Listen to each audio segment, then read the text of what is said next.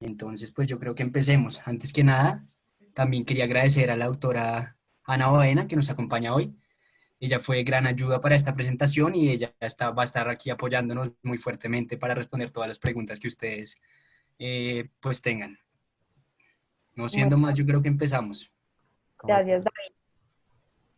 Con gusto, doctora. Muchas gracias a usted. Entonces, bueno, comencemos. Esta es la bibliografía que utilicé. Si quieren revisar algo, yo les recomendaría revisar la guía de la GINA. Eh, la actualización del 2020 fue la que yo utilicé. Me basé principalmente en esa. Y para aspectos ya como en generalidades como fisiopatología, definición y esto, utilicé el artículo recomendado de la semana. Espero hayan tenido la oportunidad de leerlo. Si no, pues igual lo vamos a revisar acá.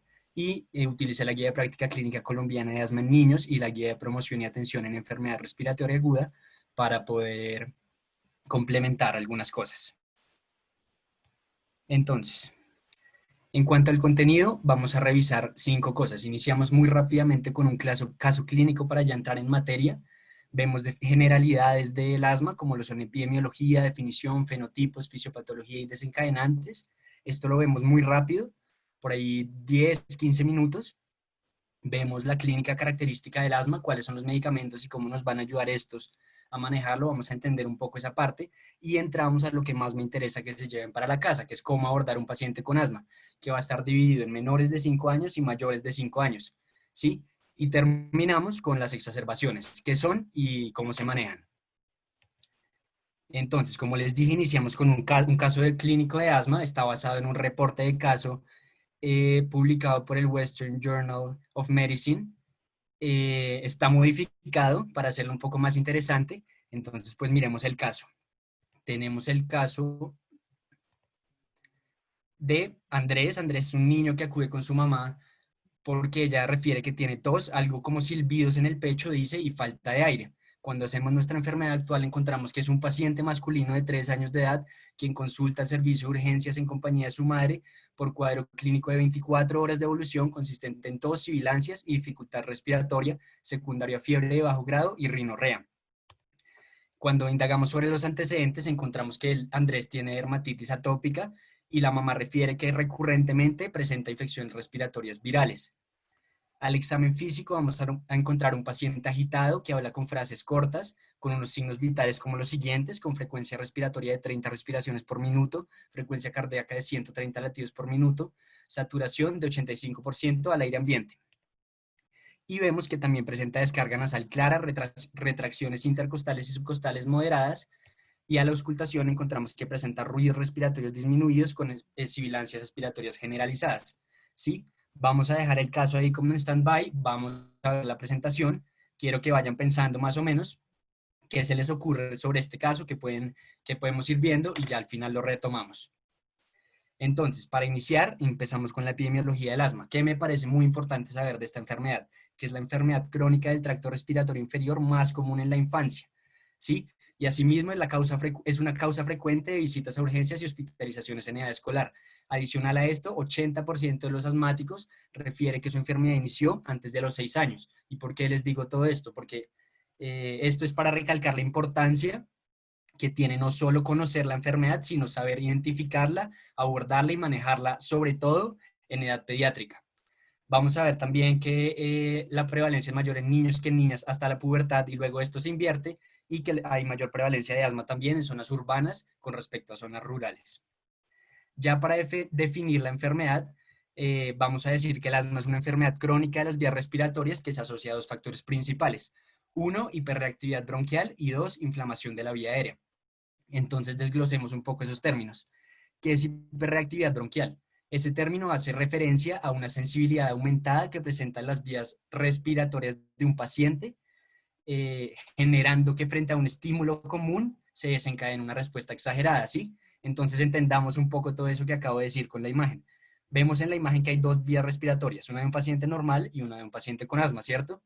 Cuando llega un estímulo X, ingresa a la vía aérea de un paciente normal, no hay mayores cambios. Sin embargo, cuando ese mismo estímulo ingresa a la vía aérea de un paciente con asma, que de base ya tiene una sensibilidad y ya tiene una predisposición, ¿qué va a pasar? Se va a generar una respuesta exagerada y se va a generar broncoespasmo, reclutamiento de células inflamatorias, hipersecreción de moco y edema. Todo esto lo que nos va a generar es que se disminuya el diámetro del lumen respiratorio y nos va a llevar a una obstrucción del flujo aéreo. ¿Sí? Esta obstrucción es la que nos va a terminar desencadenando los síntomas característicos de asma que ya vamos a ver más adelante. Es importante recalcar que esto es una obstrucción del flujo aéreo reversible, que es un diferencial con otras enfermedades respiratorias, y asimismo, como es reversible, los síntomas no son permanentes, sino que son de carácter episódico. En cuanto a fenotipos del asma, ¿por qué lo pongo en signos de interrogación? Porque hay muchos, de verdad hay muchos. Está el asma atópica, no atópica, asociada al ejercicio, asociada a la obesidad. Hay muchos, pero hasta el día de hoy no se le ha encontrado una utilidad clínica a estos fenotipos. Entonces no me interesa realmente entrar en detalle y empezar a caracterizar cada uno de estos grupos. Sí, me importa que sepan que hay muchos y hacer énfasis en dos principales. El asma atópica, que es el asma que está mediada por mecanismos inmunológicos, es el asma más común y es el que normalmente nos centramos, y el asma no atópica, que no está mediada por mecanismos inmunológicos. Ahora, en cuanto a la fisiopatología del asma, múltiples estudios sí han encontrado que el asma tiene un componente genético, no se sabe específicamente bien con qué genes, sin embargo se sabe que está asociado a genes ligados a la hiperreactividad de la vía aérea, a genes ligados a producción de mediadores inflamatorios, a genes determinantes del balance entre la respuesta T-helper1 y T-helper2 y a genes ligados a atopía. Ya vamos a entender un poco mejor estos últimos dos. Pero también, como vimos, el asma inicia con un estímulo externo, ¿sí? Y es decir, que también hay un componente ambiental y este estímulo externo lo vamos a llamar alergeno. ¿Por qué alergeno? Porque un alergeno es cualquier antígeno que genera una reacción alérgica y eso es lo que termina siendo el asma, una reacción de hipersensibilidad tipo 1. Entendiendo todo esto que les acabo de decir, es muy fácil recordar los factores de riesgo principales para asma. ¿Cuáles son? Son sensibilización a temprana a un alergeno, enfermedad atópica, dermatitis, rinitis, alergia a algún alimento, ya que vamos a ver que es el mismo mecanismo del asma, o historia familiar de asma o cualquier enfermedad atópica. Y como ya definimos que el asma es una reacción alérgica, entendamos un poco esa reacción alérgica muy rápidamente. Una reacción alérgica consta de dos fases, una fase de sensibilización y una fase de reexposición. La fase de sensibilización inicia cuando un antígeno específico ingresa al cuerpo.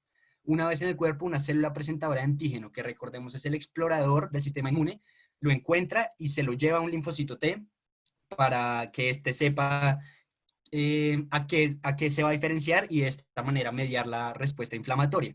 ¿Sí? En este caso se diferencia un linfocito T helper 2 y este con ayuda de las interleuquinas 4 y la interleuquina 13 va a presentarle el antígeno a los linfocitos B y estos van a cambiar su estructura, haciendo que empiecen a producir inmunoglobulina E. Y recordemos que las inmunoglobulinas son como antenas, como receptores que tienen las células para identificar antígenos específicos. Entonces esta inmunoglobulina E se nos va a unir a la membrana de los mastocitos y va a quedar ahí como en stand-by. Y ahí termina la fase de sensibilización.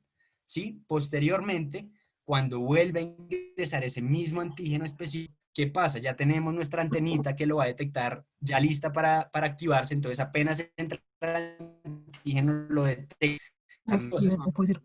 Una fase inmediata que va a ser la degranulación de los mastocitos, la degranulación de los mastocitos, que va a pasar en cuestión de minutos y lo que va a suceder es que se van a liberar mediadores inflamatorios preformados como es la histamina y esto va a iniciar a generar el broncoespasmo y 8 a 12 horas después se va a generar una fase tardía que consiste en la síntesis de nuevos mediadores inflamatorios como lo son los leucotrienos, las prostaglandinas, las interleuquinas, dentro de los cuales destaca la 5 y todo esto nos va a generar reclutamiento de células inflamatorias y nos va a favorecer la inflamación como tal. Ahora, ya vimos que el asma inicia con una exposición frente a un alergeno, ¿cierto? Y tenemos acá los alergenos más comunes. Los gatos, perros, los roedores, los ácaros, los hongos, dentro de los cuales domiciliariamente destaca el moho, el polen de las flores y las cucarachas. Pero bueno, en el contexto de una vía aérea que ya está con una sensibilidad aumentada, que ya está hipersensibilizada, por así decirlo, van a haber otros factores que nos van a favorecer que se presente una obstrucción del flujo aéreo. ¿Cuáles son estos? Los irritantes, como lo son el humo de tabaco, las micropartículas de las construcciones, el monóxido de carbono, la polución, el ejercicio, el estrés emocional, los climas fuertes o los cambios climáticos súbitos y las infecciones virales. Ya habiendo entendido esto, miremos la clínica característica del asma y necesito que aquí me pongan muchísima atención, porque de acuerdo a esta diapositiva específicamente vamos a basar nuestro manejo. Entonces, ¿cuáles son los síntomas característicos del asma? Estos 4 que tenemos acá, principalmente los 2 de arriba, sibilancias expiratorias y tos. ¿Sí? Este es como el sello característico del asma y la tos es el motivo de consulta más frecuente de asma. Listo, pero sin embargo también se puede presentar dificultad respiratoria y opresión torácica.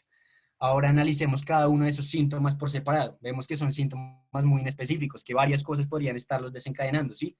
Entonces, la presencia de estos síntomas no nos basta para sospechar de asma. ¿Qué es lo que vamos a mirar? Tenemos que mirar el patrón que siguen estos síntomas. Y hay un patrón característico que es el que nos va a llevar hacia nuestra sospecha de asma.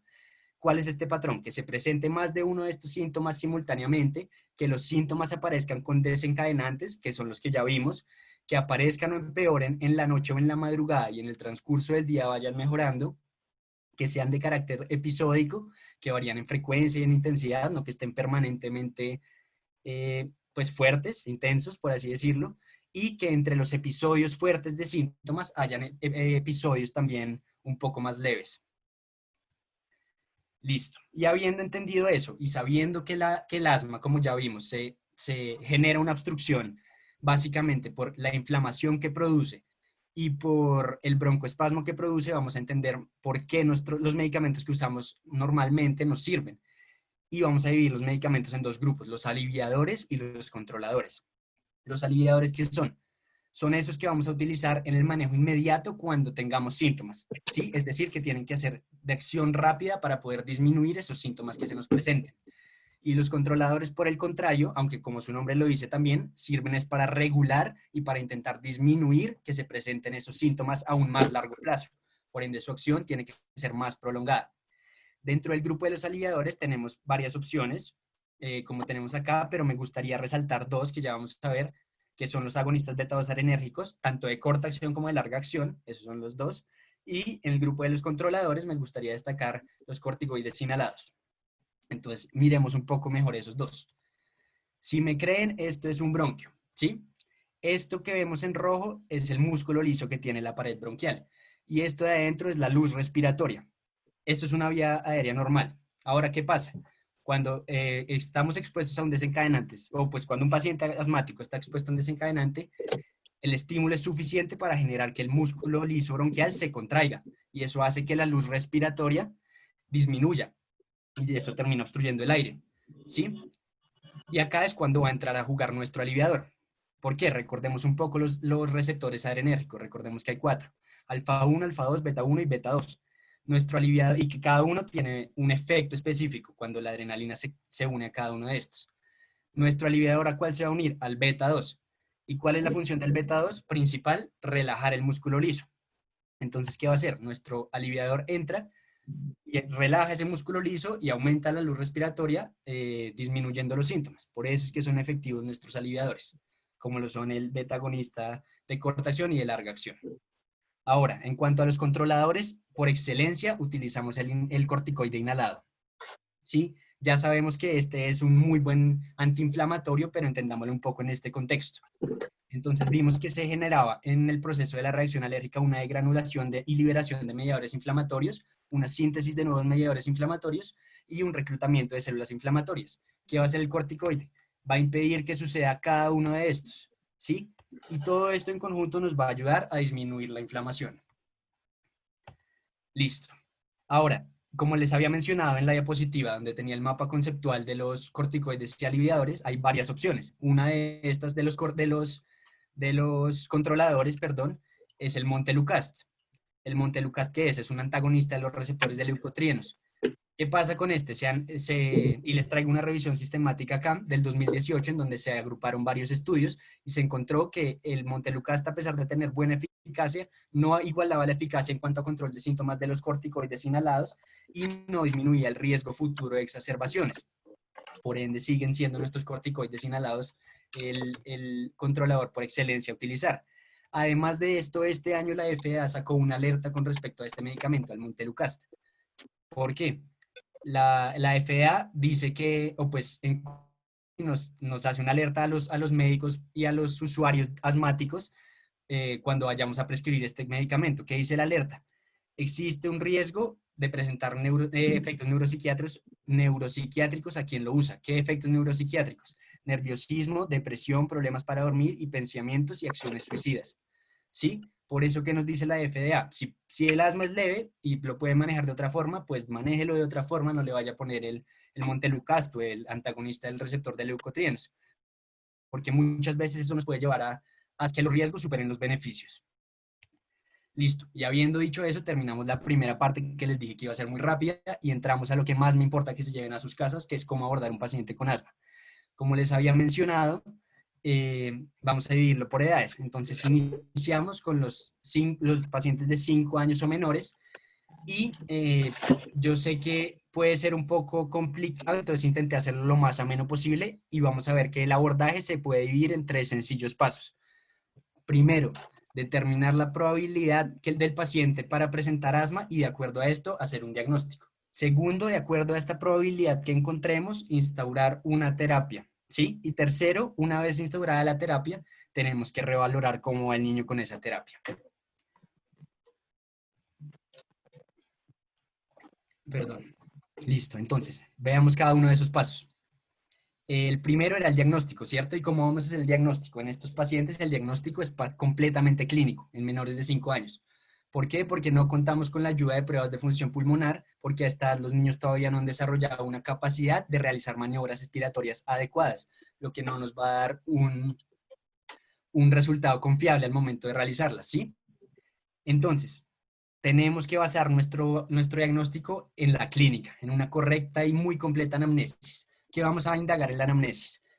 La presentación de los síntomas y todo lo que ya vimos, el patrón que sea característico o no, que los factores de riesgo que pueda presentar o no el niño, y algo nuevo que no habíamos visto, y es si estos síntomas se desencadenan únicamente por infecciones respiratorias virales. ¿Por qué? Porque si bien el asma es la causa más frecuente de sibilancias en niños, también es cierto que múltiples estudios han mostrado que un alto porcentaje, un porcentaje significativo de niños con sibilancias recurrentes no tenían asma, sino que estas sibilancias estaban desencadenadas únicamente por las infecciones respiratorias virales en un contexto en donde el niño tenía una vía respiratoria estrecha ya de por sí. Por eso cuando el niño iba creciendo y la vía aérea se iba ensanchando, los síntomas se iban resolviendo y no era que realmente el niño tuviera asma.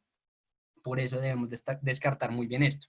Y todo esto que hemos evaluado acá, debemos además hacerlo habiendo descartado diagnósticos diferenciales. ¿Cómo descartamos otros diagnósticos? Indagando sobre otros posibles síntomas que acompañen a los característicos de asma que nos puedan hacer sospechar de otro diagnóstico. ¿Cuáles son estos? Les dejo una tabla acá de los más característicos de la edad para que la revisen con más calma y vuelvo a resaltar las infecciones respiratorias virales.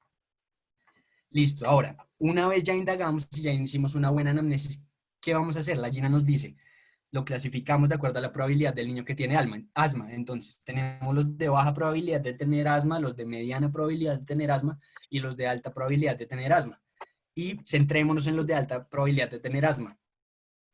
Vamos a ver qué es lo que ya sabemos, lo que les he dicho a lo largo de la presentación, que son niños que no únicamente tienen síntomas asociados a infecciones virales, sino que también están desencadenados por otras cosas, que son síntomas frecuentes que empeoran en las noches o pues en las madrugadas, que son síntomas asociados a desencadenantes como son el juego, el ejercicio, las emociones fuertes como son las carcajadas o el llanto fuerte, y finalmente que presente los factores de riesgo que ya habíamos visto. Entonces, sensibilización a algún alergeno, dermatitis atópica, alergia a comida o historia familiar de asma. Es todo lo que ya sabíamos, ¿sí? Y miremos por el otro lado a los que tienen baja probabilidad de asma. También ya lo sabíamos, son los niños que prácticamente solo presentan síntomas cuando tienen una infección respiratoria. Y si miramos los de mediana probabilidad de asma, nos damos cuenta que es el mismo cuadro de alta probabilidad con una diferencia y es que no tiene factores de riesgo. Por eso, los factores de riesgo son muy importantes y tenemos una ayuda diagnóstica que nos va a facilitar el diagnóstico de asma, que es el IPA. El IPA es el índice predictivo de asma. Esta es una versión modificada de la que se utiliza actualmente y es una escala diseñada para niños de 3 años o menores con 3 o más episodios sibilantes al año cuyo objetivo es predecir si realmente van a persistir con asma cuando alcancen los 6 años o si por el contrario el riesgo de que esto suceda es bajo. ¿En qué consiste? En unos criterios mayores y unos criterios menores. Miremos cada uno de estos. Los criterios mayores son diagnóstico médico de asma en alguno de los padres, diagnóstico médico de dermatitis atópica en el niño o sensibilización a algún aeroalergeno. ¿Les suena conocido? Pues sí, son los factores que decíamos, ¿cierto? Entonces esos van a ser nuestros criterios mayores y eso nos van a dar una alta probabilidad o nos van a generar o a dar alto riesgo de que el niño presente asma, ¿sí? Y si miramos los criterios menores, pues son sibilancias no relacionadas a virus, que también ya lo habíamos visto, eosinofilia en sangre periférica mayor o igual al 4% y sensibilización alérgica a leche, huevo o cacahuates. Ahora, con la presencia de un criterio mayor o con la presencia de dos criterios menores, el IPA va a dar un resultado positivo. ¿Y qué quiere decir esto? Que el niño tiene alto riesgo de presentar asma persistente cuando alcance la edad de 6 años. De lo contrario, si no cumple con los criterios, lo que va a pasar es que, pues lo que quiere decir esto es que el riesgo está disminuido, que el niño no tiene un riesgo elevado para presentar asma a los 6 años. Listo, y una vez hayamos categorizado al niño de acuerdo a la probabilidad, pasamos al segundo paso, que cuál era instaurar un tratamiento de acuerdo a eso. Entonces, si el niño tenía baja probabilidad, ¿qué nos dice la GINA? Independientemente si el niño tiene asma o no, igual está presentando sibilancias recurrentes, igual tiene síntomas, ¿cierto? Entonces hay que manejar esos síntomas igual. Entonces, ¿qué le damos? Un broncodilatador a necesidad. Cuando el niño presente síntomas, pues que use su broncodilatador. Y por el otro lado, si el niño sí tiene una probabilidad intermedia o alta, que nos recomienda la Guía de Práctica Clínica Colombiana y la GINA, iniciar una cosa que se conoce, o una prueba que se conoce como una prueba terapéutica. ¿Qué es eso? Consiste en iniciarle el manejo que le daríamos a un niño con asma o a un paciente con asma, evaluar luego de cierto la respuesta de esta y con esto confirmar el diagnóstico y pues mantener el tratamiento, ¿sí? Entonces, ¿qué le haríamos? Le daríamos un controlador, que es un corticoide inhalado a bajas dosis, y le daríamos un aliviador a necesidad, que es el broncodilatador. Listo, y acá nuevamente esto para recordarles que hay otras opciones como los antagonistas de receptores de leucotrienos, sin embargo estos pues tienen sus problemas como ya vimos. Y el tercer paso, una vez hayamos instaurado ese tratamiento, es la revaloración. La revaloración es muy importante, pues muchos de estos niños a esta edad van a, van a remitir sus síntomas espontáneamente, ¿sí? Entonces muchas veces vamos a poder disminuir o eliminar el tratamiento, ¿sí? El tratamiento. Y siempre que podamos eliminar el tratamiento o disminuirlo, pues va a ser buenísimo porque como sabemos los corticoides igual tienen sus efectos adversos. Por eso es tan importante la revaloración a cualquier edad, pero más a esta. ¿En qué consiste la revaloración? En evaluar el control de los síntomas. ¿Cómo vamos a evaluar esto? Vamos a preguntarle al niño si en las últimas 4 semanas ha presentado lo siguiente. Entonces, ¿qué tan frecuente ha tenido los síntomas? Si estos síntomas le han limitado para realizar actividad física, y esto es muy importante a esta edad porque cuando el niño juega fútbol, cuando está en el equipo de natación o cuando practica algún deporte, esto no solo los va a desarrollar físicamente, sino también les va a permitir desarrollar sus habilidades sociales, ¿sí? El niño va a hacer amigos, va a conocer gente, entonces es muy importante a esta edad. También le preguntamos sobre la frecuencia de despertares por asma, la frecuencia del uso de broncodilatadores de acuerdo a la necesidad de síntomas. ¿Y cómo vamos a preguntar esto? Hay escalas, hay cuestionarios que nos van a facilitar esa tarea. Y este es uno de esos que les traigo, que es el Childhood Asthma Control Test, que está diseñado para niños entre 4 y 11 años. ¿En qué consiste? En hacerle preguntas como las que ya vimos y de acuerdo a esto obtener un puntaje y determinar si el asma está bien controlado o no. Entonces, veamos acá, ¿cómo está tu asma hoy? ¿O tu asma empeora con el ejercicio? ¿O has notado que la tos te despierta? Y son preguntas de este tipo, ¿sí? Esto nos va a dar un puntaje y dependiendo del puntaje sabemos si el asma está controlado o no, como había mencionado. El punto de corte es 19 puntos. 19 o menos indica que el asma está, perdón, indica que el asma está mal controlado, ¿sí? Por encima de esto, el asma va a estar bien controlado. Y de acuerdo a esto, que en control de síntomas, vamos a decir que procede con el niño, si le mantenemos el tratamiento, si lo disminuimos, o si el asma todavía no está controlado, pero sin embargo sí una respuesta que nos dice que es asma, le aumentamos el tratamiento, ¿sí? Y aquí entramos a los steps. Entonces, yo sé que cuando uno ve los steps se asusta un poco, pero miremos que desglosados es muy fácil. Entonces, eh, nosotros vimos que a los niños con alta e intermedia probabilidad se les iniciaba corticoides inhalados a bajas dosis y broncodilatador en necesidad, y a los de baja probabilidad únicamente broncodilatador en necesidad. Qué oh sorpresa, son nuestros dos primeros steps, ¿sí? Baja probabilidad, intermedia o alta probabilidad. Ya empezando en uno de estos, ya lo que tenemos que hacer es la revaloración y de acuerdo a esto ir subiendo o ir bajando debidamente. Eh, Listo. Y son tres steps. Y el último, el cuarto step, ya básicamente es cuando vemos que la respuesta en el niño no es suficiente, que el niño sigue teniendo problemas para practicar ejercicio o este tipo de problemas, y ya es necesario referir a un especialista, bien sea para que él empiece a dar un diagnóstico alternativo o, o para que, pues siendo él especialista en esto para nuestro paciente. Ya para terminar esta parte del abordaje en menores de 5 años, quería decirle unas generalidades importantes que me parece traer a colación. Entonces, vimos que la revaloración era muy importante. Esta revaloración depende.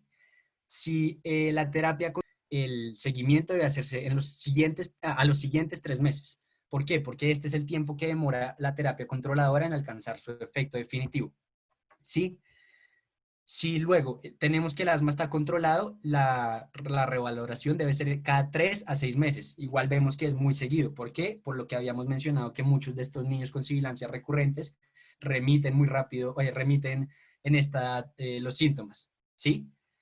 Y tercero, si tenemos una terapia controladora que está recién disminuida, que hicimos un step down, tenemos que hacer una revaloración en las siguientes 3 a 6 semanas. Esto porque al bajar el tratamiento es posible que los síntomas del niño vuelvan a empeorar, entonces tenemos que estar muy pendientes de eso. La segunda cosa que quería comentarles es que antes de realizar un step up siempre debemos revisar una serie de cosas antes. ¿Qué es esto? Confirmar que los síntomas sí son por asma y no por otra condición, que el niño está utilizando adecuadamente su inhalador, que tiene una correcta técnica, que tiene una buena adherencia al tratamiento prescrito, que, que se han utilizado o se han considerado por lo menos el uso de otras opciones en el mismo step, a pesar de pues todos los problemas que ya vimos con algunas de estas, y que indagar sobre si el niño ha presentado exposición reciente a desencadenantes. ¿Por qué? Porque esto puede ser lo que nos está exacerbando, lo que nos está empeorando los síntomas, mejor dicho. Y finalmente, recordarles que siempre que sea posible disminuir o eliminar la terapia controladora, la terapia controladora debemos hacerlo, principalmente por los efectos adversos que tienen los corticoides, que sabemos que no son pocos. Entonces el niño puede presentar riesgo aumentado de osteoporosis, cataratas, glaucoma, supresión adrenal. E incluso se ha encontrado que los niños que eh, utilizan corticoides inhalados tienen una alteración en el crecimiento. Listo, esta diapositiva más las dosis que utilizamos o que se utilizan con respecto a cada medicamento, y comentarles acerca del dispositivo preferido de uso para eh, tomar el medicamento, por así decirlo. Entonces tenemos los inhaladores de dosis medida acoplados a cámaras espaciadoras como el dispositivo preferido, y por otro lado como alternativo tenemos las nebulizaciones. ¿Por qué se prefiere este? Porque tienen menor tasa de esparcimiento de infecciones respiratorias. ¿Sí? Ahora, de acuerdo a la edad, vamos a decidir si este inhalador va a estar asociado a una cámara, a una máscara facial o a una boquilla. Listo. Y hasta ahí fue el manejo, el abordaje de un paciente menor de 5 años o menor con asma. Perdón, yo tomo acá. Y vieron que fue muy rápido, entonces vamos a hacerlo igual para los mayores de 5 años. Vemos acá que también está dividido por pasos. El primer paso nuevamente vuelve a ser diagnóstico, solo que este se divide ahora en dos componentes. La primera parte es clínica y la segunda es la función pulmonar. El segundo paso va a ser, una vez hecho el diagnóstico, clasificar de acuerdo a la severidad de síntomas Y de acuerdo a esto, podemos instaurar una terapia, que es el tercer paso, de acuerdo a esta clasificación que hagamos. E igual que en menores de 5 años, luego de instaurar la terapia, muy importante, revalorar. Entonces ya miremos cada uno de esos. En cuanto al diagnóstico, dijimos que eran dos partes. Una primera parte clínica, que va a ser lo que ya vimos, exactamente igual, presencia de síntomas, el patrón característico, si el niño tiene factores de riesgo, pues más sospecha de asma. Y por otro lado, una vez hayamos hecho esto, es necesario tomar una prueba de función pulmonar, una espirometría. Sí, no voy a entrar en un detalle muy marcado en esto, porque se nos va el tiempo. Sin embargo, ¿qué queremos encontrar con esto? ¿Qué queremos demostrar objetivamente? Que hay una limitación expiratoria del flujo aéreo y también, una vez hayamos mostrado esto, que esta limitación es variable, porque recordemos que muchas enfermedades nos pueden generar esta limitación, pero pues un diferencial es que no va a ser variable. ¿Cómo demostramos esto? Primero le hacemos la espirometría al niño y miramos dos valores, una relación que se compone de dos valores, el volumen expiratorio forzado en un segundo sobre la capacidad vital forzada. ¿Sí? Hay unos valores de referencia que se obtienen de acuerdo a la edad del niño, que se tienen registrados, y con respecto a estos valores es que vamos a comparar lo que encontremos en esta prueba de función pulmonar, en esta espirometría. En los niños, cuando el resultado de nuestro paciente es menor al 90% del resultado esperado para esa edad, encontramos o objetivizamos que efectivamente el niño tiene una limitación expiratoria del flujo aéreo. Y lo mismo en adolescentes. Cuando esta relación es menor al 70%, pues en relación con el valor predicho, el valor esperado para esa edad, lo mismo, demostramos que hay una limitación.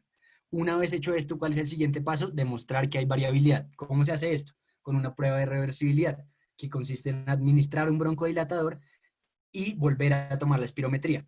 Si la función pulmonar mejoró, si el BF1 mejoró al menos en un 12%, quiere decir que sí hay variabilidad. Si por el contrario no hay reversibilidad o no hay limitación expiratoria del flujo cuando hagamos nuestra espirometría, pues habría que entrar a evaluar otros diagnósticos. Y nuevamente les dejo la tabla de los diagnósticos más comunes, alternativos, de acuerdo a la edad. Y les traigo acá el algoritmo de la GINA, que resume lo que acabamos de ver. Entonces, nos llega un paciente con síntomas. ¿Son síntomas típicos de asma? Sí. ¿Siguen el patrón característico de asma? ¿El niño tiene factores de riesgo? Sí. Realizamos nuestra prueba de función pulmonar y si el resultado es como el que acabamos de ver, ya tenemos el diagnóstico de asma.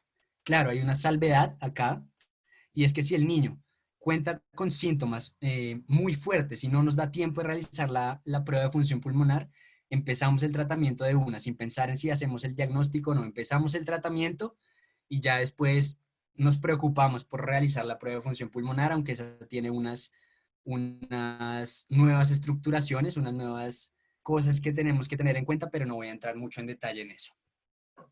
Listo, ya diagnosticamos al niño. ¿Cuál será el segundo paso? Clasificarlo de acuerdo a la severidad, ¿cierto? Y les traigo acá una tabla de la guía de la guía de práctica clínica colombiana de asma en niños. Y esta guía, igual que la GINA, lo clasifica en 4 niveles, en el asmático intermitente, asmático persistente leve, asmático persistente moderado y asmático persistente grave. Digamos que la GINA hace énfasis en lo que les tengo resaltado acá, más que la guía de práctica clínica colombiana que nos muestra esta tabla con tantos valores. Entonces, ¿qué nos dice la GINA? Se va a clasificar a un niño en intermitente cuando presente menos de 2 síntomas en general por mes, ¿sí? ¿Cuándo va a ser un persistente leve? Cuando presente más de 2, es decir, 3 a 4 veces por mes. ¿Cuándo va a ser un persistente moderado? Cuando los síntomas ya son diarios y cuando al menos una vez por semana el niño se despierta a causa de estos síntomas. ¿Y cuándo va a ser un persistente grave? Cuando también es diario, también se despierta más de una vez a la semana por los síntomas, pero adicionalmente ya tiene una función pulmonar muy disminuida. Entonces tiene un BEF menor al 60% del valor de referencia o el valor predicho y una relación BEF sobre CBF menor al 75% con respecto al valor predicho. Listo, y ya podemos pasar al tercer paso, que ¿cuál es? El tratamiento.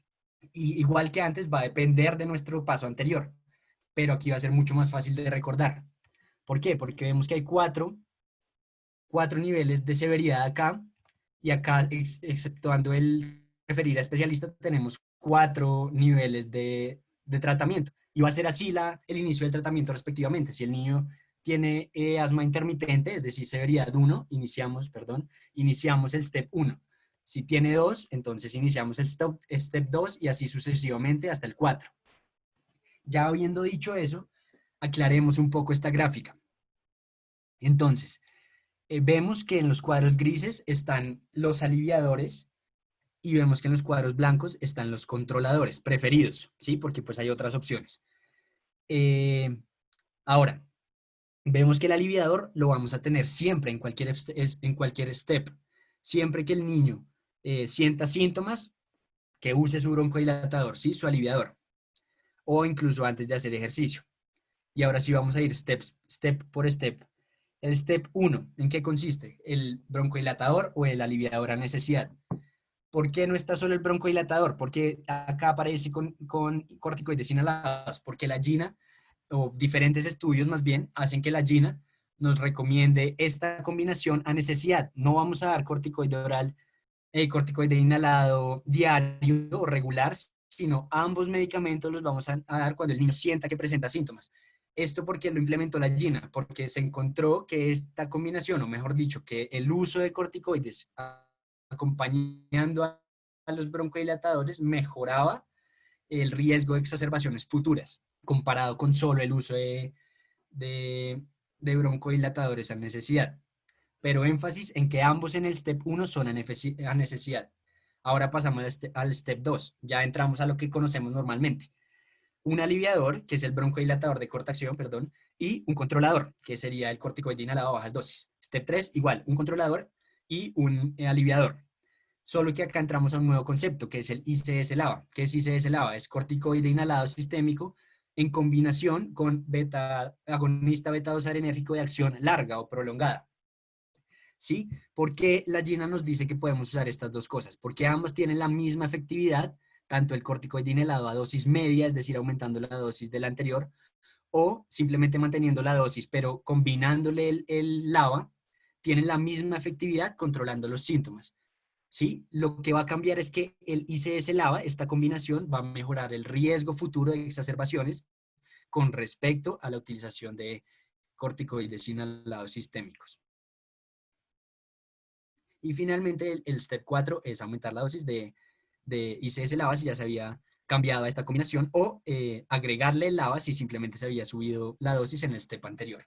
Igual que en menores de 5 años, el último step es ya cuando vemos que el manejo no lo estamos, o el control del asma no lo estamos pudiendo lograr, referimos al especialista experto en manejo de asma severo. Eso era en niños de 6 a 11 años, pero en adolescentes, ¿qué va a pasar? Vamos a ver que es muy parecido. Los controladores, los cuadros de los controladores van a estar iguales. ¿Qué va a cambiar? El aliviador. ¿Por qué? Porque en esta edad, igual que en adultos, hay mayor cantidad de estudios que muestran eh, que una combinación de ICS-LABA podría ser utilizada como aliviador y tiene mejores efectos también, reduciendo el riesgo de exacerbaciones que el uso, como habíamos visto acá, de corticoides inhalados con broncodilatadores de acción corta. ¿Cuál es esa combinación? Cualquier corticoide inhalado, pues hay unos específicos, pero hay varios, con formoterol, que es el LABA que vamos a utilizar como aliviador. Igual, acá todo lo gris también es aliviador. Entonces, en el step 1, nuestro manejo va a ser aliviador con ICS formoterol a baja dosis. ¿Sí? ¿Y por qué en el step 2 vemos que está dividido? ¿Y por qué vemos que se repite acá el mismo manejo que acá, que en el 1? Muy fácil, porque si nuestro niño inicialmente estaba en el step 2, nosotros podemos decidir si iniciar terapia con esto, con ICS a bajas dosis o ICS formoterol a bajas dosis a necesidad. ¿Por qué? Porque ambos tienen el mismo efecto en cuanto a control de síntomas. ¿Sí? Sin embargo, si el niño empezó con un asma intermitente, iniciamos el step 1 y vimos que no logramos controlar síntomas, pues ya no vamos a mantener el mismo manejo, ¿cierto? Hay que cambiarlo. Entonces cambiamos a un controlador, a un corticoide inhalado de bajas dosis de uso regular con el aliviador que ya acabamos de mencionar. De resto, todo es igual.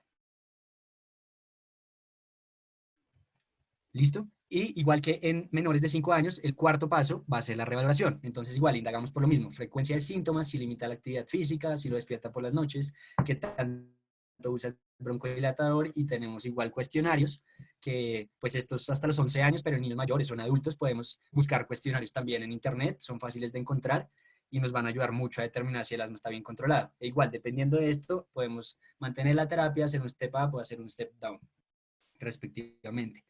Y les traigo la misma diapositiva que antes, solo con una salvedad, y es que cuando nuestro paciente tiene asma controlado a esta edad, ya el seguimiento no va a ser tan seguido. ¿Por qué? Porque estos niños ya no tienen tanta probabilidad de remitir los síntomas espontáneamente, entonces podemos hacer el control hasta 12 meses después. Sin embargo, pues siempre es importante llevar un buen seguimiento. Y finalmente les dejo acá la tabla de dosis de los medicamentos que utilizamos. Eso por parte de abordaje en mayores de 6 años. Y algo muy importante que es importante a cualquier edad es el manejo no farmacológico. ¿Por qué? Porque este nos va a prevenir el riesgo de exacerbaciones futuras. ¿En qué consiste este? Básicamente, en evitar la exposición a alergenos, evitar la exposición a irritantes, reducir el peso en caso de tener IMC elevado, pues la obesidad se ha encontrado asociada a mayores tasas de asma. Realizar ejercicios de respiración, mantener una dieta sana y realizar ejercicios regularmente. Esto es más que todo como para mantener una buena salud general. Sin embargo, es muy importante hacer esto también. Y entramos a la última parte, que son 5 minutos más, 10 minutos por mucho. ¿Qué son las exacerbaciones? Porque yo las he mencionado toda la charla y no les he explicado. Estaba pensado así. Entonces, ¿qué son las exacerbaciones? Son un aumento agudo de los síntomas que se acompañan de una reducción también aguda de la función pulmonar con respecto al estado basal usual del paciente. ¿Sí? Es un cambio que es suficiente para que se requiera modificación del tratamiento previo o inicio de un tratamiento en caso de que el niño todavía no tuviera manejo. Y esto es muy frecuente. ¿Por qué es tan importante conocer las exacerbaciones? Porque probablemente los niños que nos lleguen a urgencias con estos síntomas, que en ese momento nos están presentando síntomas, pues son exacerbaciones. ¿Sí? No tienen que haber tenido el diagnóstico de asma, sino muchos niños debutan con una exacerbación. Por eso así uno les haga como el feo a no aprenderse la parte de exacerbaciones, también le van a servir y van a servir mucho saber cómo abordarlas en el contexto de un rural o en el contexto de urgencias. Y debemos saber, ya sabiendo qué son, cómo se desencadena. Entonces se pueden desencadenar principalmente por un mal control de los síntomas del asma, un mal control del asma, y segundo, por exposición aumentada a los desencadenantes que conocemos. ¿Y qué va a ser muy importante en el manejo de las exacerbaciones? El examen físico, porque yo no se los había mencionado antes. Porque un paciente que no llega con una agudización de asma, con una exacerbación, el examen físico perfectamente puede estar normal, ¿sí? Y ahí nos vamos a guiar, es por lo que nos dice la mamá, que le silbó el pecho, que tuvo tos, que le empeoró en las noches, todo lo que ya sabemos, ¿sí? Sin embargo, cuando entramos a evaluar al paciente y encontramos alguna de estas cosas, podemos saber que el niño está presentando una exacerbación. Entonces, ¿qué evaluamos? Evaluamos estado de conciencia, signos vitales, saturación de oxígeno. Si el niño es mayor de 5 años, evaluamos el flujo expiratorio máximo y vamos a evaluar otros factores que puedan complicarnos el manejo de la exacerbación, como lo son la anafilaxia, la neumonía o el neumotórax, y otros signos que nos puedan indicar que son condiciones alternativas, que puedan generar estos mismos síntomas o una dificultad respiratoria de manera aguda, como serían la falla cardíaca, una obstrucción laringea, un cuerpo extraño, un tromboembolismo pulmonar, entre otros.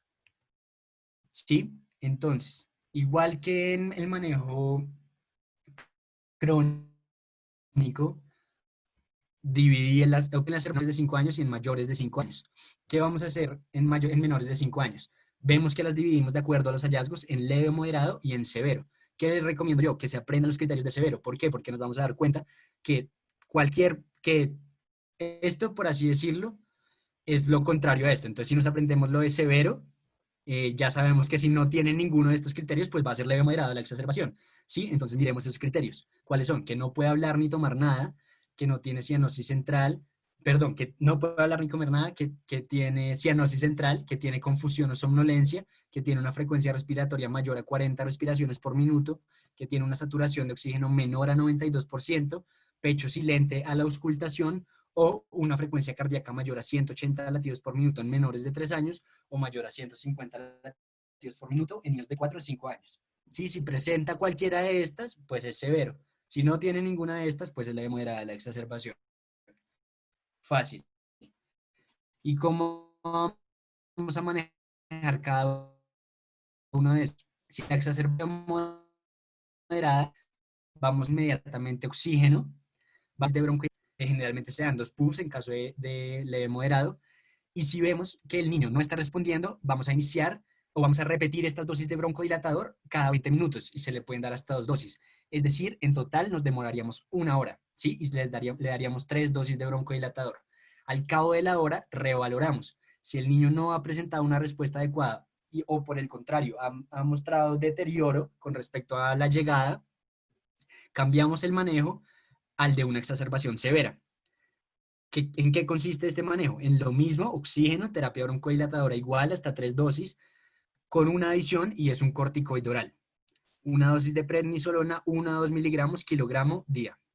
¿Sí? Porque el día ya vamos a ver por qué. Pero listo. Entonces, importante también tener en cuenta que siempre que se inicia este manejo, bien sea porque llegó con la exacerbación severa o porque empeoró, al niño menor de 5 años lo vamos a trasladar a UCI. Listo. Y ahora, en mayores de 5 años, igual, la división es leve, moderado, severo. ¿Qué les recomiendo yo? Lo mismo, nos aprendemos los criterios de severo. Si no tiene alguno de estos, pues la exacerbación es leve o moderada. Entonces, miremos los que hay para mayores de 5 años en esta categoría. Los niños que hablan solo con palabras aisladas, no alcanzan a hablar con frases, que se sientan inclinados hacia adelante, que están agitados, que presentan una frecuencia respiratoria mayor a 30 respiraciones por minuto, que utilizan los músculos accesorios para la respiración, que tienen una frecuencia cardíaca mayor a 120 latidos por minuto, una saturación menor al 90%, o en Bogotá menor como al 88%, y que presentan un flujo expiratorio máximo menor al 50% con respecto al valor de referencia o al predicho. Entonces, ¿en qué va a consistir el manejo de cada una de estas categorías? La observación en un paciente mayor de 5 años es leve a moderada. Iniciamos con las 3 cosas que habíamos dicho que era manejo severo en menores de 5 años. Oxígeno, terapia broncodilatadora igual, hasta 3 dosis cada 20 minutos. Y una dosis de prednisona 2 miligramos por kilogramo. ¿Sí?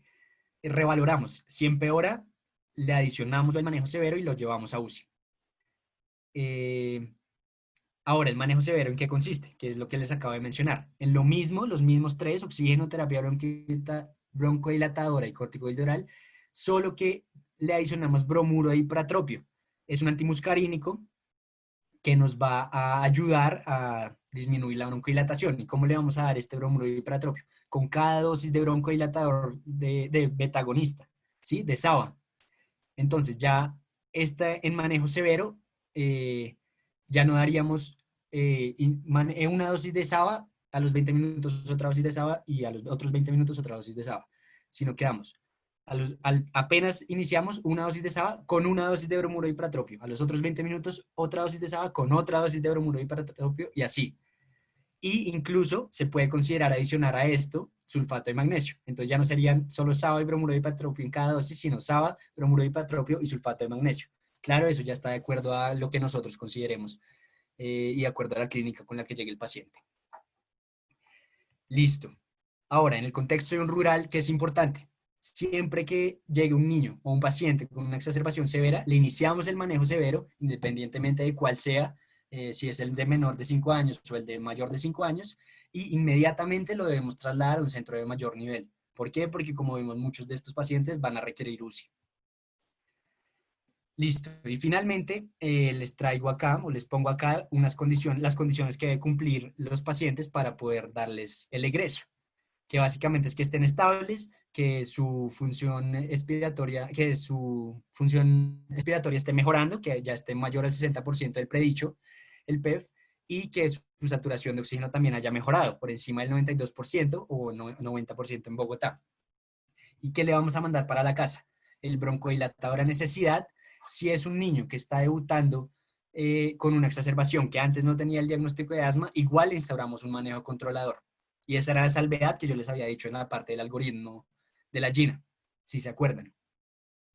Si es un niño que por el contrario ya tenía el diagnóstico de asma, pero igual presenta la exacerbación, realizamos un step up. Y este step up lo vamos a hacer por 2 a 4 semanas, después de las cuales vamos a reevaluar y mirar si pues ya entrar a evaluar como tal el asma, ¿sí? Y decidir. Y finalmente debemos hacer una consulta de seguimiento en la siguiente semana para poder buscar las posibles causas que generan la exacerbación, para mirar si se controlaron los síntomas o si volvió a presentar síntomas, para mirar si ya tenía instaurado un plan de manejo previo, cuál era este, y evaluar si se puede regresar al que tenía o si por el contrario toca aumentarle ya definitivamente. Y finalmente, aquí viene la parte que les había dicho que porque era prednisolona dosis por día. Porque la prednisolona, si bien le damos dosis apenas nos llega al niño, vamos a seguírsela dando por unos días más, dependiendo de la edad. Entonces, si son niños, vamos a darle de 3 a 5 días, y si son adolescentes o adultos, vamos a darle 5 a 7 días. Listo. Y ya vamos a terminar. Entonces, acá simplemente es para mostrarles lo que es un plan de acción de asma. ¿En qué consiste? Es como una cartillita que le vamos a dar a nuestro paciente en donde él puede llenar sus datos, su nombre, su teléfono, eh, etcétera, y va a llenar cuáles son los desencadenantes que a él le generan las exacerbaciones o la agudización de síntomas, cuál es el número de su doctor, el nombre de su doctor, cuál es el hospital al que más recurre o cuál es el hospital que le queda más cerca, mejor dicho, a su casa, los números de emergencia, y tenemos algo muy importante que es cuál es el manejo que el niño utiliza normalmente, cuál es el manejo que el niño utiliza cuando está viendo que se le están empeorando los síntomas y cuál es el manejo que tiene que hacer y qué es lo que tiene que hacer o cuáles son los signos de alarma que tiene que mirar que estén presentes cuando ve que ya definitivamente los síntomas están en su pico, ¿sí? Y todo este plan se lo debemos dar a todas las familias.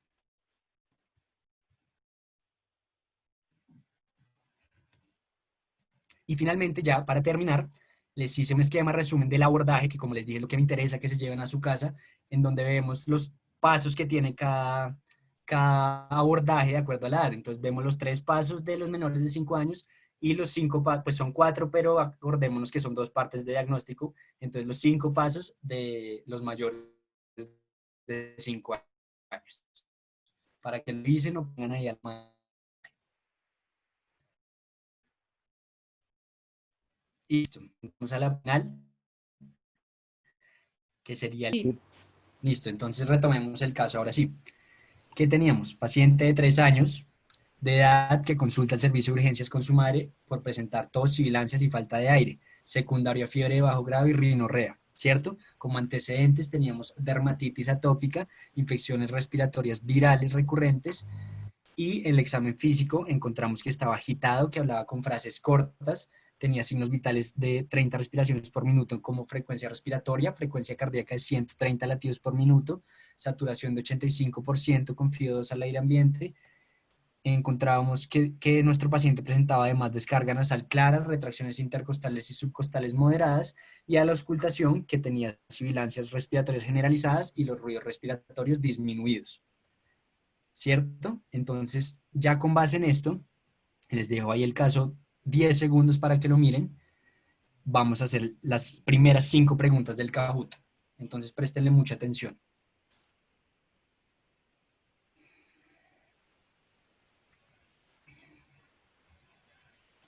¿Cuál de los hallazgos es un factor de riesgo para presentar asma?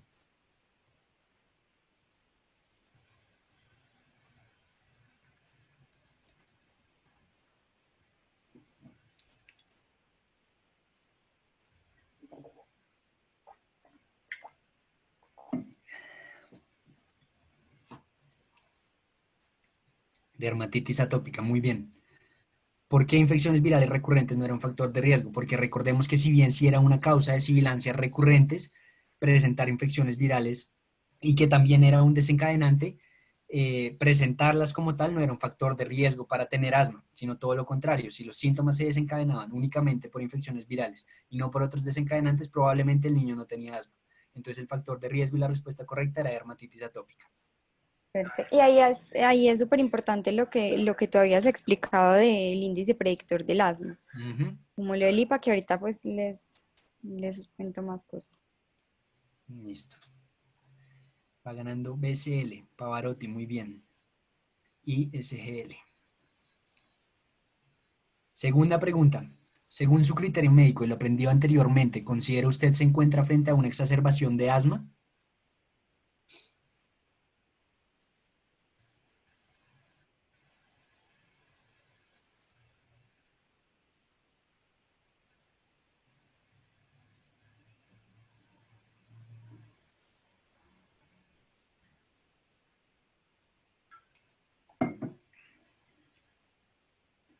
Sí, muy bien. Recuerden que no todos los niños que nos llegan sin un diagnóstico de asma, que algunos niños de los que nos llegan sin diagnóstico de asma pueden estar debutando con una exacerbación. Además de eso, pues en nuestro examen físico tenemos unos hallazgos. No quiero entrar en detalle porque eso también es una pregunta más adelante. Pero sí, muy bien, el niño estaba en una exacerbación, una agudización. Simón S, Nata y Diego C. Muy bien, están en el podio. Tercera pregunta. Dentro de los hallazgos del examen físico, ¿cuál de los siguientes sí indicaría una exacerbación severa de asma?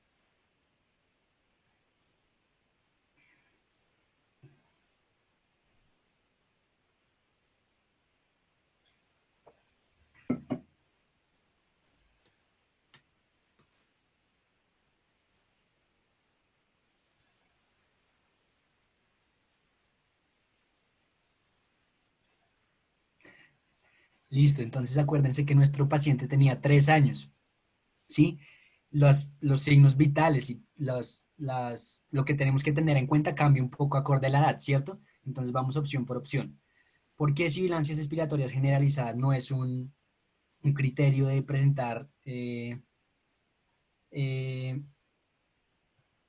una exacerbación severa? Miremos los criterios como tal, si quieren. Menor de 3 años. Sería más de 50. Sería, no está en ningún lado la sibilancia, ¿sí? Sabemos que la sibilancia puede estar presente en una exacerbación, como también puede estar presente estando normal, estando sin la agudización del asma. La otra opción, frecuencia respiratoria de 30 respiraciones por minuto. ¿Por qué no está correcta? ¿Por qué no es correcta esta opción? Porque el niño tiene 3 años y hasta 3 años la taquipnea, o pues el signo que nos indicaría que está en una exacerbación severa, es por encima de 40 respiraciones por minuto. Por eso es muy importante lo de la edad, porque todos estos criterios cambian de acuerdo a eso. Así sean los mismos criterios, cambia los valores. Tener mucho en cuenta eso. Y finalmente, la saturación de oxígeno, muy bien para los que pusieron esa opción correcta, pues está efectivamente disminuida. Este es el factor, el criterio que nos indicaría que está cursando con una exacerbación CV. Nata y Diego C, muy bien. Y Sarao, pero los dos primeros se han mantenido en el podio.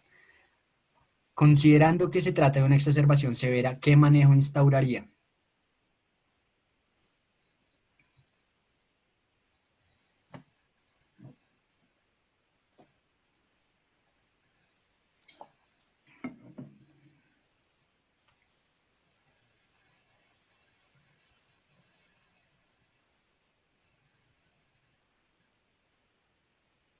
Perfecto. Aquí la trampita era el tipo de corticoide que utilizábamos, corticoide oral versus corticoide inhalado. Recuerden que corticoide inhalado es lo que le vamos a mandar como terapia controladora, pero en un escenario en donde un niño nos llegue con una exacerbación, lo que vamos a utilizar, o una exacerbación severa, mejor dicho, lo que vamos a utilizar es un corticoide oral, prednisolona 1 a 2 miligramos kilogramo. Muy bien para los que tuvieron esta respuesta bien. Se ha mantenido el podio. Y última pregunta de este caso, ¿a qué receptor adrenérgico específico se unen los SABA y LABA para producir su efecto broncodilatador?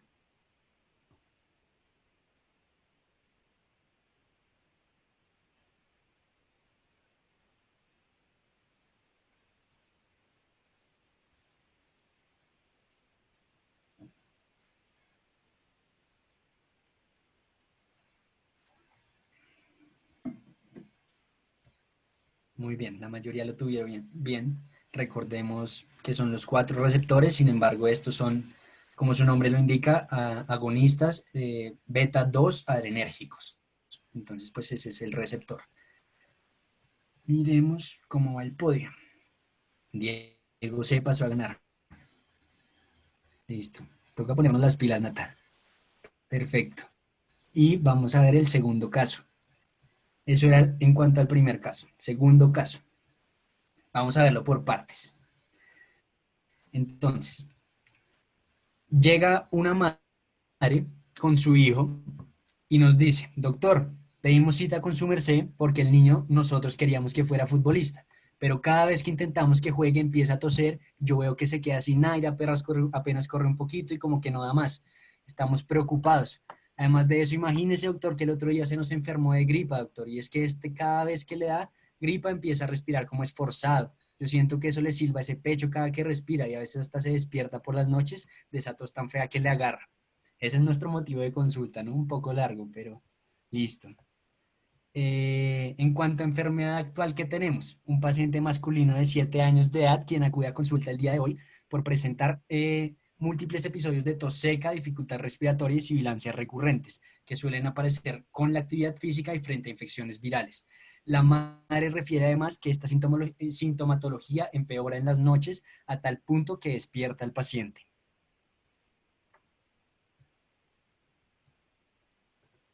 Listo. Bueno, en cuanto a antecedentes, encontramos que presenta alergia al huevo. En cuanto a antecedentes exposicionales, la madre nos refiere que viven con 3 gatos y un perro. Además, nos refiere que el padre tiene asma y pues él refiere que tiene el esquema de vacunación completo. Al examen físico, al examen físico encontramos que está alerta, habla sin dificultad con oraciones completas, que tiene los siguientes signos vitales, que son frecuencia respiratoria de 18 respiraciones por minuto, frecuencia cardíaca de 89 latidos por minuto, saturación de 92% al aire ambiente, está respirando sin dificultad, no está usando los músculos accesorios y a la auscultación encontramos ruidos respiratorios presentes sin agregados. Vamos a nuestro Kahoot. Entonces, ¿cuál de las características presentadas por el paciente es factor de riesgo para asma?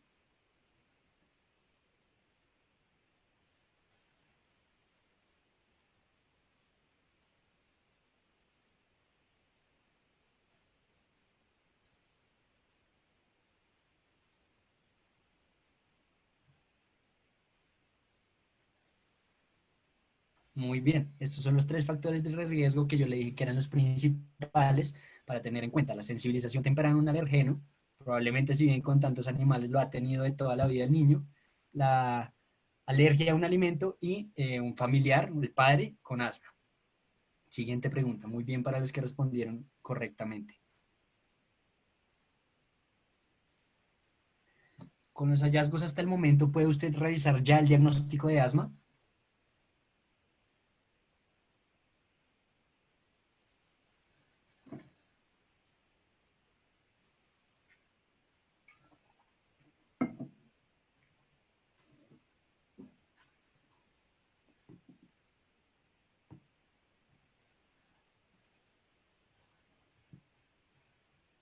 Falso, ¿por qué? Porque el niño tenía 7 años, es decir, que requerimos la prueba de función pulmonar, la espirometría para tener el diagnóstico.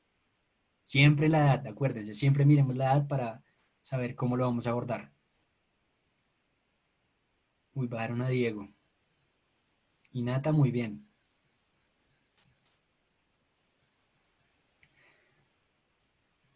¿Cuál es el paso a seguir una vez confirmado el diagnóstico?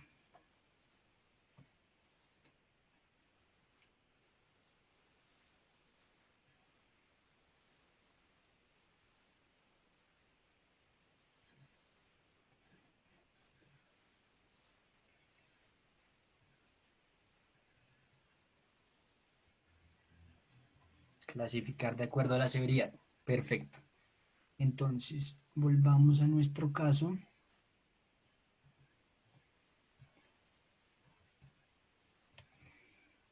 Entonces, ya tenemos el diagnóstico, ya le realizamos nuestra prueba de función pulmonar, encontramos que tiene un volumen expiratorio forzado en un segundo de 70% y una relación BEF sobre capacidad vital forzada de un 78%.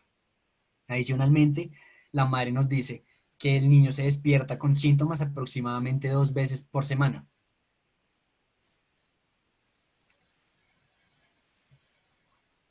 Entonces, vamos a la siguiente pregunta. ¿En qué grado de severidad se clasificaría el niño?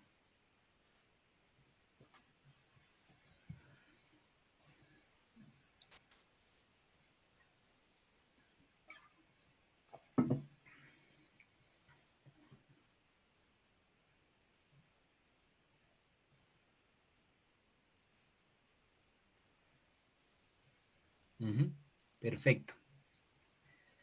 Entonces, miremos un poco eso. Ah, bueno, no, sigamos con la siguiente pregunta y retomamos las dos. Sara volvió. ¿Con qué step iniciaría el manejo farmacológico teniendo en cuenta la clasificación?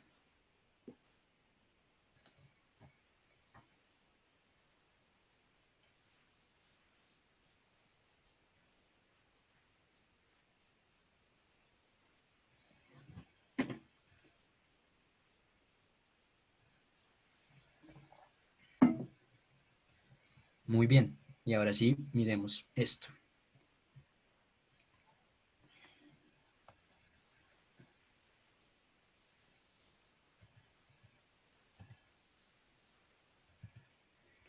Recordemos rápidamente lo que nos dice la Gina. ¿Qué miramos para clasificarlo como persistente moderada? Los síntomas. Y aquí es muy importante los síntomas nocturnos diarios, ¿sí?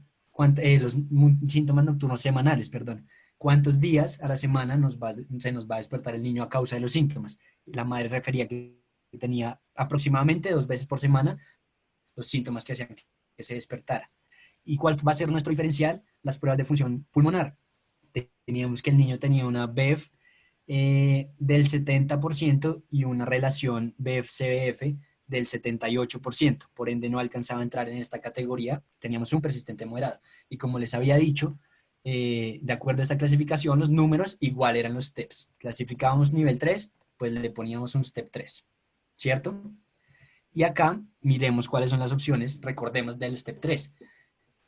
Corticoide inhalado a dosis media o combinación de corticoide inhalado a baja dosis combinado con un LABA. El fin de esto, la siguiente pregunta.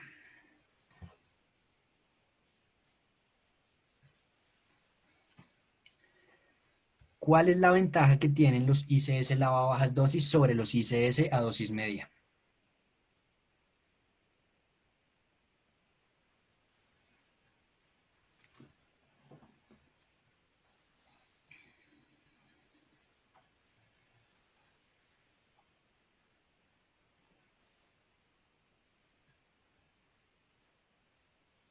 Muy bien, se les quedó mucho eso.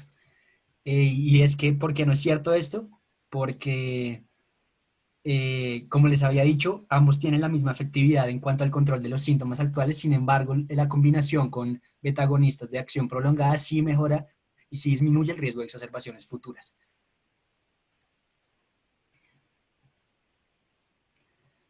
Listo. ¿Qué pregunta es? Quedan dos. Listo. Queda una. Acaba de instaurar el manejo terapéutico. ¿Cuánto debe esperar para reevaluar la respuesta?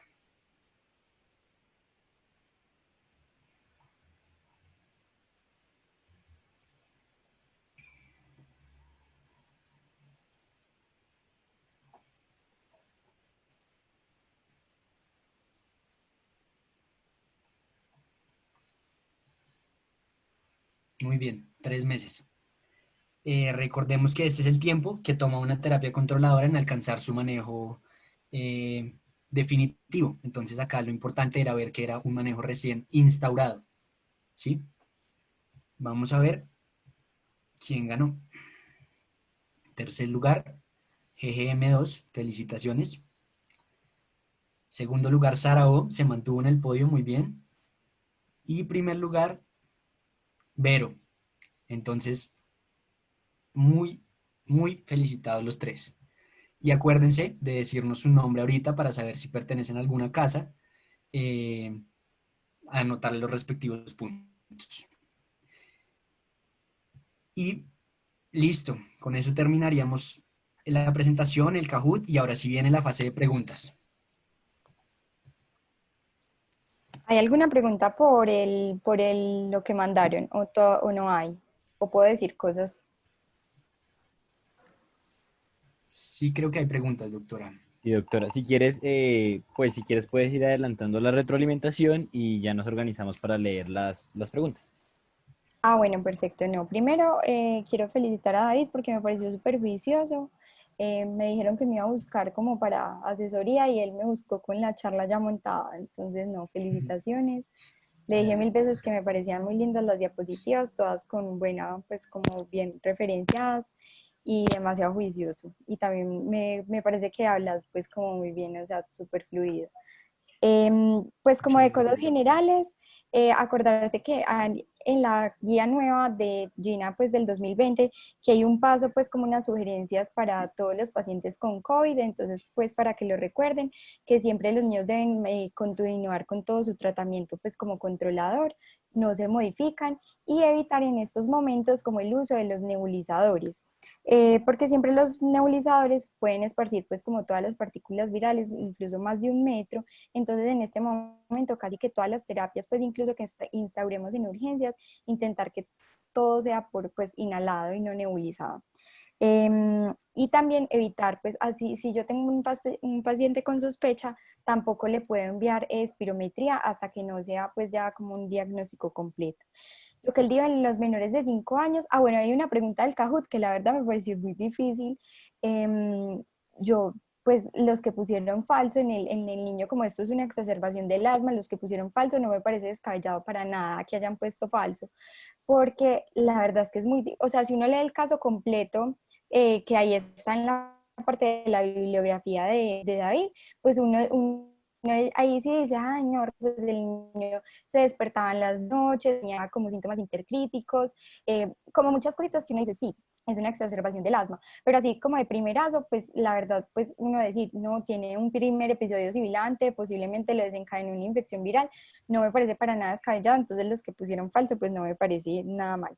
Y en menores de 5 años, lo más importante realmente es hacer lo de los diagnósticos diferenciales y siempre preguntarse, hay una diapositiva que él puso que son de tres, como de que altamente sugestivo de asma, moderado y bajo. Eso es como lo que siempre nos tenemos que estar preguntando, si un niño o no, pues no nos cuadra o no nos responde. Entonces realmente eso es lo más importante, porque lo que tenemos como lo terapéutico para nosotros en Colombia, pues vamos a tener la beclometasona de 100 microgramos y la fluticasona de 50, y realmente como el segundo, pues el tercer step sería doblar esas dosis bajas. Entonces muchas veces si no nos responden, preguntémonos mejor que pues como si sí estamos en el diagnóstico adecuado. Entonces siempre lo más importante son los diagnósticos diferenciales en los niños menores de 5 años. Bueno, sí, entonces ahí preguntar de lo de los síntomas intercríticos, si es más en las noches, si lo desencadena o no el ejercicio. Lo del IPA, también tenerlo muy en cuenta, se supone que es después del tercer episodio sibilante que uno puede decir que un niño tiene IPA positivo o no, no en el primer episodio, porque si bien ahí no sé si David, pues en la tabla de los criterios, eso es fue una corte muy bonita que hicieron, que se llama una corte de Tucson, empezó con los niños que nacieron entre 1980 y 1984, entonces tomaron todos esos niños y evaluaron como los factores de riesgo, entonces ahí fue que sacaron lo de los papás con asma, la dermatitis atópica y también lo de los eosinófilos, pues como los factores de riesgo mayores y menores. Entonces realmente lo podemos decir como después de 3 episodios sibilantes, eh, para que no pongan, porque muchas veces pues los profes que son exageradamente académicos dicen pues usted no puede decir IPA positivo en su primer episodio sibilante. Eso también es súper importante y también pues los invito a que miren la corte de Tucson, que es súper bonita porque de verdad viene como desde 1980 y todavía están evaluando pacientes, entonces es súper chévere. Lo de la AST, que es la tabla de la evaluación de los síntomas, se encuentra online, es mucho más fácil, pues para uno no andar cargando. Yo cargo con las hojitas, yo le mandé la hojita, la foto a David, pero eso está online, pues y es muy fácil. Y es menos de 19 no está controlado y menos de 2 es pobremente controlado. También la espirometría, recordar, bueno, entonces ahí son como muy enfáticos en que uno siempre va a hacer el diagnóstico con la espirometría en los niños mayores de 5 años. Eso técnicamente es muy difícil, un niño de 5 años a uno no le hace una aspiración forzada, entonces generalmente como en la práctica clínica uno lo manda a los mayores de 8 años. Y siempre recordar que los niños que tengan tratamiento se debe suspender 4 horas antes del, pues si tiene un SABA, o 12 horas antes con LAVA. ¿Listo?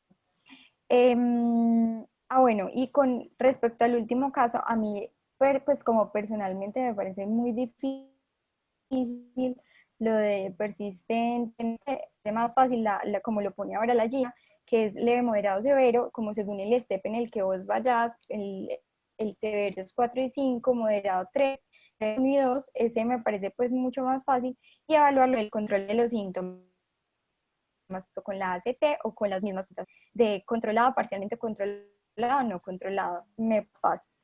Bueno, y lo otro es que cuando uno pregunte lo de el uso de beta 2, es muy importante pues siempre, como en los mayores de 6 años, excluir pues que uno le diga, estás usando el beta 2 y le digan a uno que antes del ejercicio, porque en esos casos digamos que no contaría como una pregunta para decir.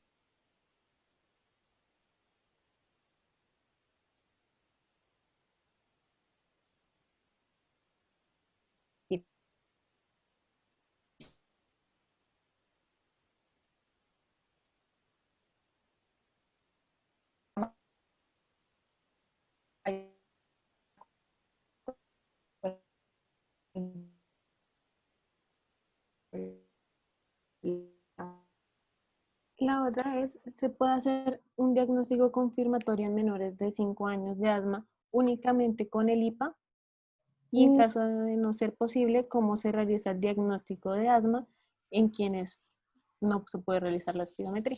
Bueno, entonces en menores de 5 años es lo que dice, pues lo que nos dijo David, de las, pues como de cuáles son los síntomas sugestivos, ¿cierto? Pero realmente vamos a llegar al diagnóstico ya cuando seamos pues como grandes, pues o el diagnóstico definitivo.